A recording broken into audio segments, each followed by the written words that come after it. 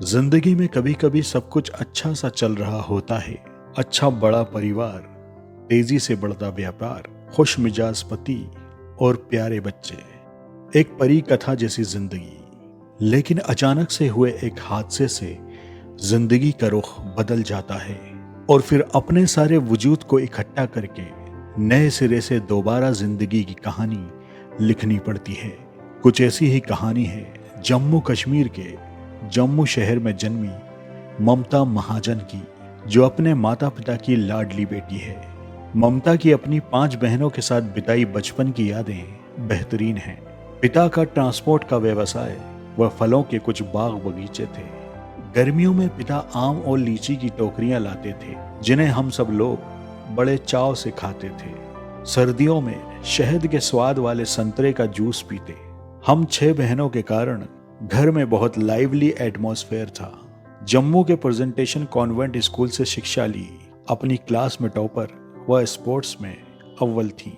College में graduation के दौरान कीनिया में बरसों पहले बस गए परिवार में शादी होकर कीनिया आ गई। घर से दूर घर जैसा बड़ा परिवार था।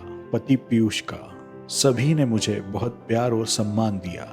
पीयूष के ग्रेट ग्रैंडफादर ने 20वीं सदी की शुरुआत में कीनिया जाकर फल और फूलों का व्यापार शुरू किया था, जो कि अब तक अच्छा खासा बढ़ गया था।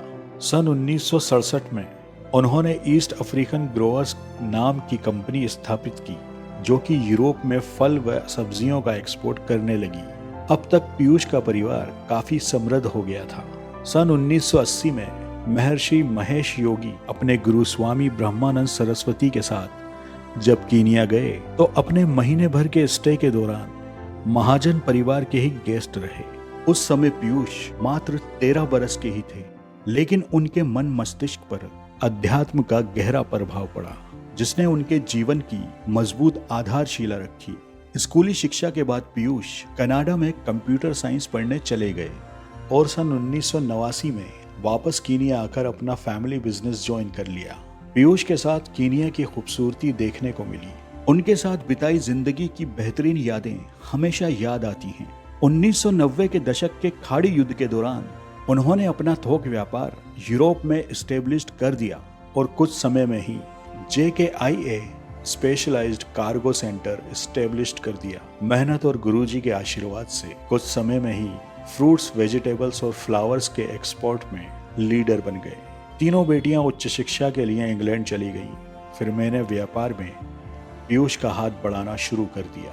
कीनिया आने के पहले धर्म और अध्यात्म में मेरी रुचि बहुत कम थी, लेकिन पीयूष के परिवार में आने के बाद मैंने डिवाइन पावर की अहमियत समझी। 2006 में विश्व प्रसिद्ध आध्यात्मिक गुरु श्री श्री रविशंकर जी के कीनिया आगमन पर उनकी मेजबानी का सौभाग्य प्राप्त हुआ। पीयूष ताउम्र कीनिया में आर्ट ऑफ लिविंग के चेयरपर्सन रहे। 2017 में मुझे इस पद की जिम्मेदारी का सौभाग्य प्राप्त हुआ।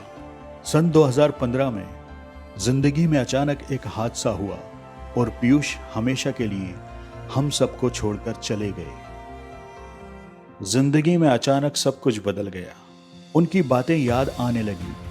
वो कहते थे, आध्यात्मिक गतिविधियां और समाज की सेवा जिंदगी को सकारात्मक बनाए रखती हैं, फिर चाहे वह जिंदगी हो या व्यापार। घनघोर संकट में श्री श्री रविशंकर जी के प्रवचन व ध्यान क्रियाओं से मुझे शांति और संतुष्टि की प्राप्ति हुई और मेरे अंदर एक नई ऊर्जा का संचार हुआ।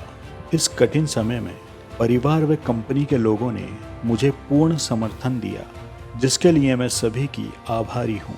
पीयूष द्वारा साझा की गई आध्यात्मिक प्रेरणा के कारण ही मैं अपने परिवार और व्यापार को अपनी बेटियों के साथ अच्छी तरह से आगे बढ़ा रही हूँ। वह पीयूष का सपना साकार करने का प्रयास कर रही हूँ। सीख: संकट की घोर परिस्थितियों में अपने कंफर्ट जोन से बाहर आकर ही महान उपलब्धियां हासिल होती हैं।